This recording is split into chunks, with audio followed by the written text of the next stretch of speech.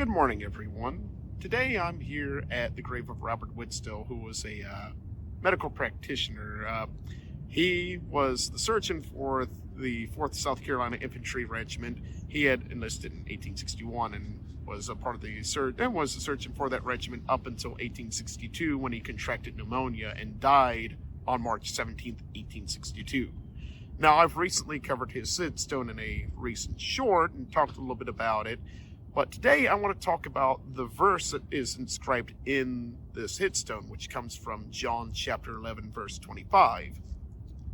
And I thought best it would be to just simply read to you chapter 11 of John and cover the chapter's most important details, particularly that from 1 through 45, to provide a little bit more context to the verse itself and the meaning behind this, and why it most likely was included on this headstone.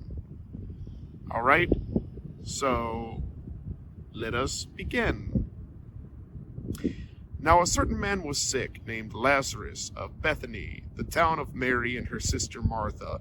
It was that Mary which anointed the Lord with ointment and wiped his feet with her hair, whose brother Lazarus was sick. Therefore his sister sent unto him, saying, Lord, behold, he whom thou lovest is sick. When Jesus heard of that, he said, The sickness is not unto death, but for the glory of God, that of the Son of God might be glorified thereby. Now Jesus loved Martha and her sister and Lazarus.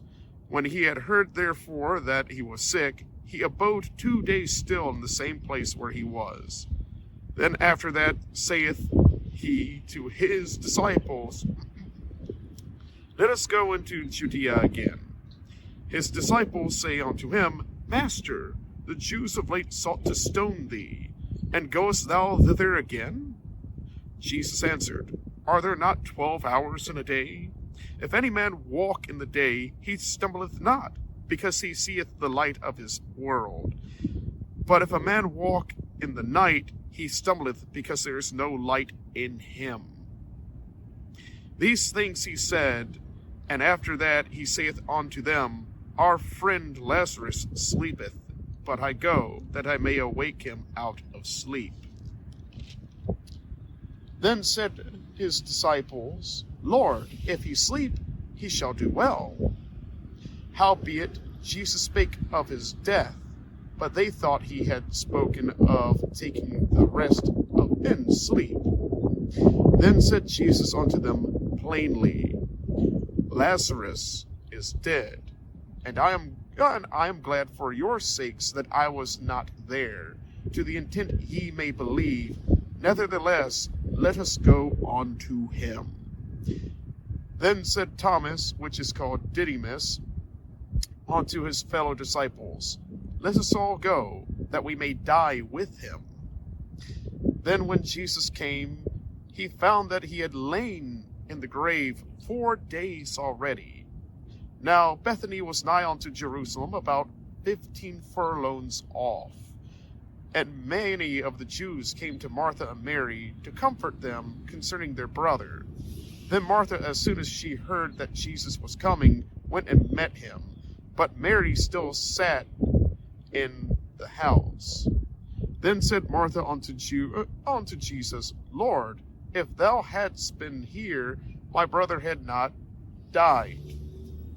But I know that even now, whatsoever thou wilt ask of God, God will give it thee. Jesus said unto her, Thy brother shall rise again. Martha saith unto him, I know that he shall rise again in the resurrection at the last day. Jesus said unto her, I am the resurrection and the life. He that believeth in me, though he were dead, yet shall he live. And whosoever liveth and believeth in me shall never die. Believest thou this? She saith unto him, Yea, Lord, I believe that thou art the Christ, the Son of God, which should come into the world. And when she had said so, she went her way, and called Mary her sister secretly, saying, The Master is come, and calleth for thee. As soon as she heard that, she arose quickly and came unto him. Now Jesus was not yet come into the town, but was in that place where Martha met him. The Jews then which were with her in her house, and comforted her, when they saw Mary, that she rose up hastily and went out, followed her, saying, She goeth unto the grave to weep there. Then when Mary was come where Jesus was, and saw him, she fell down at his feet, saying unto him, Lord, if thou hadst been here, my brother had not died.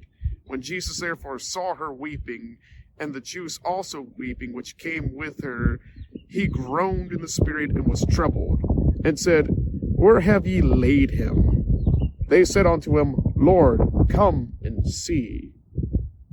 Jesus wept.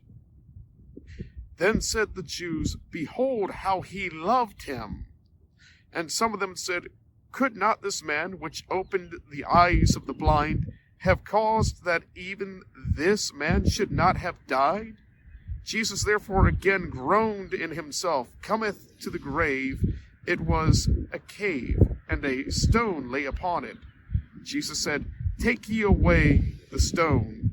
Martha, the sister of him that was dead, saith unto him, Lord, by this time he stinketh, for he hath been dead for 4 days. Jesus saith unto her, Said I not unto thee that if thou wouldest believe, thou shouldest see the glory of God?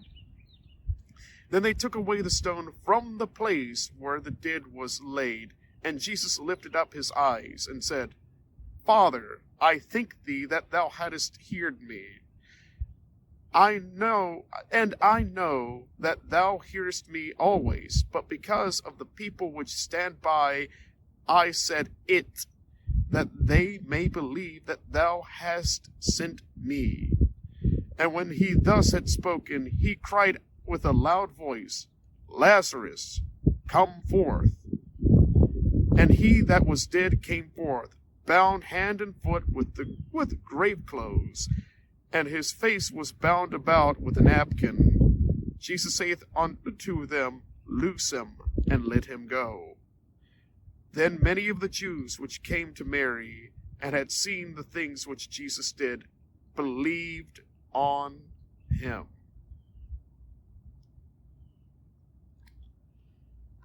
The entire meaning behind this is quite simple, and why this verse was included on the headstone represents the entire idea of resurrection, of life after death.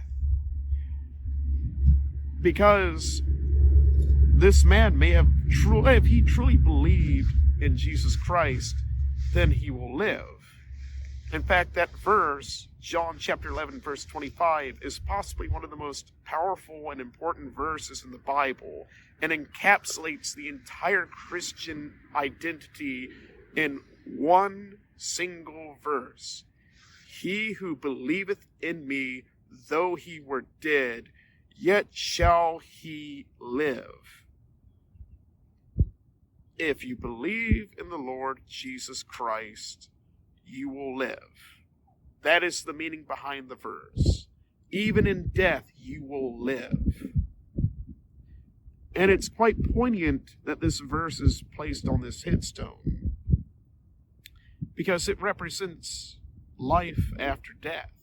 The notion that this man here, though he is dead, he still lives.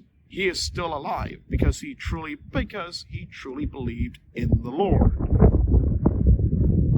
And it is because of this fundamental belief, this fundamental core identity, that this man who lies here is not truly here anymore.